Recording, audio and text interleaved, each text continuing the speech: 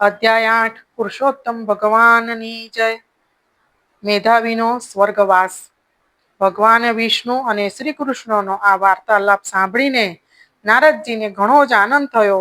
તેમણે નારાયણને પૂછ્યું, હે ભગવાન, લક્ષ્મીપતિ વિષ્ણુ વૈકુંઠમાં આવ્યા પછી શું થયું? નારાયણે કહ્યું, હે નારદ, આ સંવાદ સાંભળીને મણમાસને સંતોષ થયો. ભગવાન શ્રી કૃષ્ણ કામ્યક વનમાં રહેલા પાંડવોને કહેવા લાગ્યા, હે ધર્મરાજા, પુરુષોત્તમ માસના વ્રત, નિયમ વગેરે નહીં કરવાને લીધે આ રીતે જંગલમાં રહેતા હોવા છતાંય તમારે દુઃખો ભોગવવા પડે છે. તમે શત્રુઓના ભયને લીધે જ આ ઉત્તમ વ્રતને ભૂલી ગયા છો, એટલે તમારો દોષ નથી. દુઃખ કે સુખની પ્રાપ્તિ નસીબને યોગ્ય જ થાય છે. વળી તમારા દુઃખોનું એક બીજું પણ કારણ છે.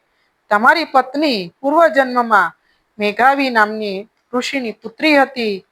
રૂપગુણમાં તેની જોડ જડે તેમ ન હતી. ઋષિઓએ તેને ઘણા લાડકોડથી ઉછેરી હતી ને સાહિત્ય, સંગીત અને કલામાં પારંગત કરી હતી.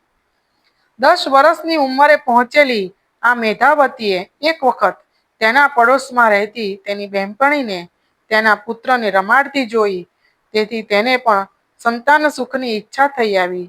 તે વિચાર કરવા લાગી, મને મારી સખીના જેવું સુખ મળે તો કેવું સારું. મારે તેના પતિ જેવો ગુણવાન પતિ મેળવવા માટે કયા દેવની આરાધના કરવી જોઈએ? હું ઉંમરલાયક થઈ છું, છતાં પણ મારા પિતા શા માટે મારો વિવાહ નહીં કરતા હોય? મારી માતા જીવતી હોત તો તે જરૂર મારું દુઃખ દૂર કરત. આ કન્યાના પિતા મેધાવી ઋષિ પણ પુત્રી માટે ચિંતા કરતા હતા. તે પુત્રી માટે યોગ્ય વરની શોધમાં જુદા જુદા ગામોમાં અને તપોવનમાં ફરતા હતા. આ રીતના મુસાફરીના શ્રમથી તે માંદગી ને બિછાને પટકાઈ પડ્યા. જેમ તેમ કરીને પોતાના આશ્રમમાં આવ્યા. તેમનાથી ચાલી પણ શકાતું નહોતું. તે અડધા બેભાન જેવા બની ગયા હતા. પિતાની આ દશા જોઈને મેઘાવતી મૂંઝાઈ ગઈ. મરણને આરે પહોંચેલા પિતાની ભાગી તૂટી વાણીથી તેણે એમની ચિંતા જાણી લીધી. મેધાવી મુનિએ છેવટે હતાશ થઈને ભગવાનનું સ્મરણ કર્યું. હે દીનાનાથ, હે રાધારમણ, હું સંસાર સમુદ્રમાં ડૂબેલું છું, મારું કલ્યાણ કરો. આપની કૃપા વિના મારું દુઃખ દૂર થઈ શકે તેમ નથી. આપ મારા નિરાધારના આધાર છો. આપને હું નમસ્કાર કરું છું. મેધાવી ઋષિની આવી નમ્ર સ્તુતિ સાંભળીને પરમાત્માના દૂતો ત્યાં હાજર થયા. તેમણે ઋષિના આત્માને પરમેશ્વરના ચરણ કમળમાં પહોંચાડ્યો. પિતાને મૃત્યુ પામેલા જોઈને મેધાવી ગાંડા જેવી થઈ ગઈ. પિતાના શબને ખોળામાં લઈને તે ચોધાર આંસુએ રડવા લાગી. તે કહેવા લાગી, હે પિતાજી, મને આનંદ અને પોષણ આપનાર, તમે મને કોના આધારે છોડીને જતા રહ્યા?